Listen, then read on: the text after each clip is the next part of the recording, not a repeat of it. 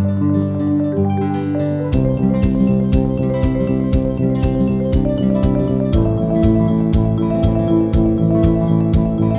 my name is Robert Taffner.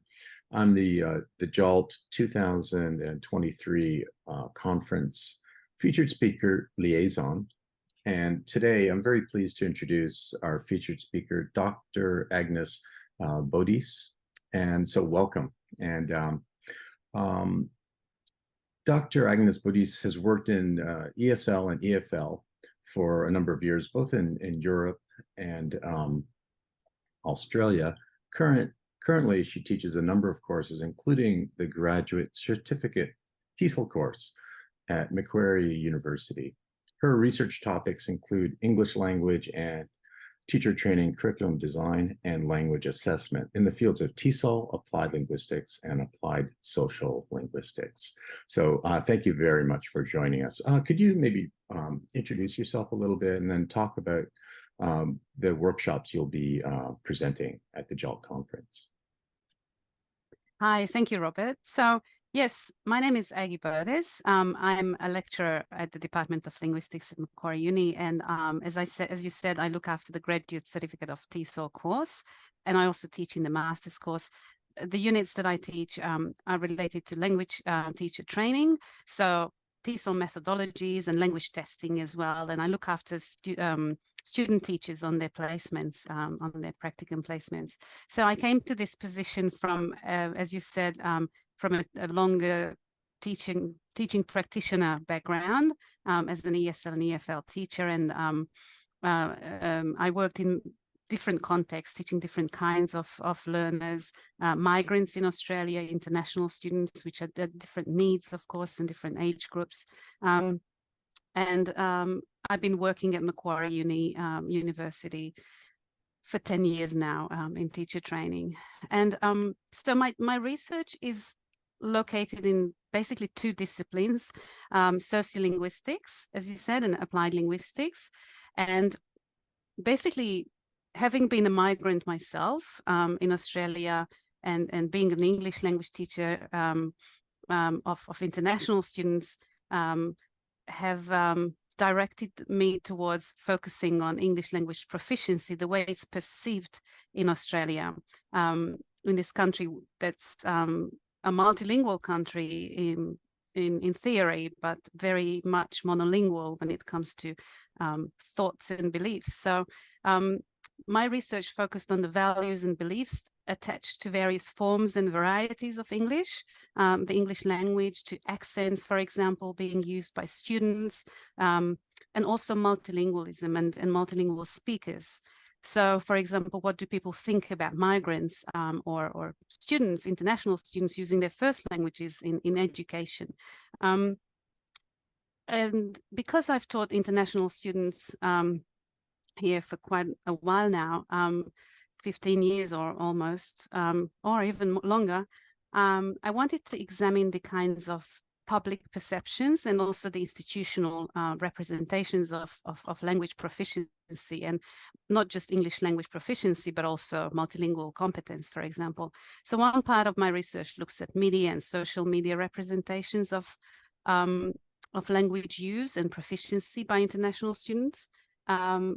And the other one looks at institutional representations. So, for example, English language proficiency is a requirement, admission requirement for a lot of universities around the world, but in Australia, obviously, it is a strong requirement.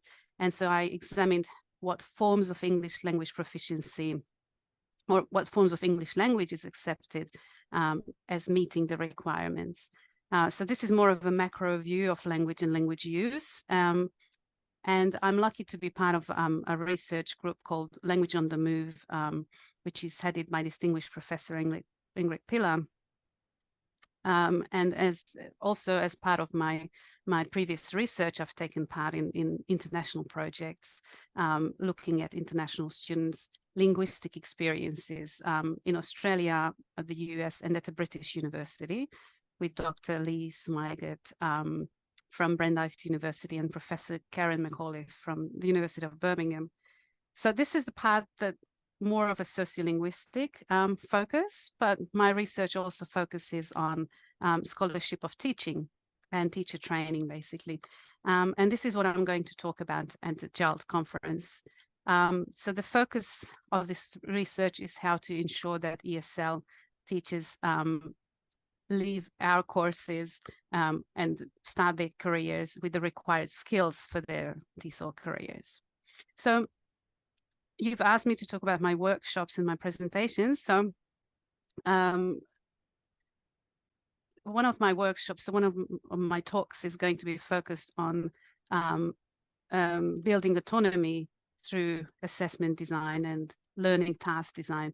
And the reason why I'm saying it like this is because it focuses on a concept called learning-oriented assessment, which is the two sides of learning and assessment, so task design and assessment design. So just to give you a bit of background, during the very first COVID lockdown, like many other places in the world or educational institutions, we had to make really quick decisions about how to move the practical courses that we have onto a fully online mode, even though we've been working online, of course, and teaching online too. So this had to be done without losing this kind of educational value of the or losing the efficiency of the course and the activities that we do. And one of these activities was microteaching. So microteaching is basically those kind of little small group practical sessions when trainee teachers teach their peers, each other. And it was important to keep doing these microteaching sessions and keeping them accessible to students who are online, or maybe they have moved overseas because, during COVID, people returned to their countries. So I came across this concept of learning-oriented assessment, which, amongst other things, means some kind of systematic design of learning activities linked to a summative assessment, so combining formative and summative way of assessing the students, but it's a really clever way of basically building up autonomy. And so with my colleagues, with Melissa Reed and Dr. Yulia Kharchenko, we worked out a sequence of tasks that even today is in use in our course, and it's a very important part of our course. We ended up being highly commended in the Vice Chancellor's Learning and Teaching Awards for this. So through this example, I will outline the features of learning-oriented assessment in my workshop and see how it can be applied to ESL teaching, so teaching students instead of teaching trainee teachers. And so this is one of my talks. Sorry. The other talk that I'm going to give will be we'll take a macro view on language teacher training and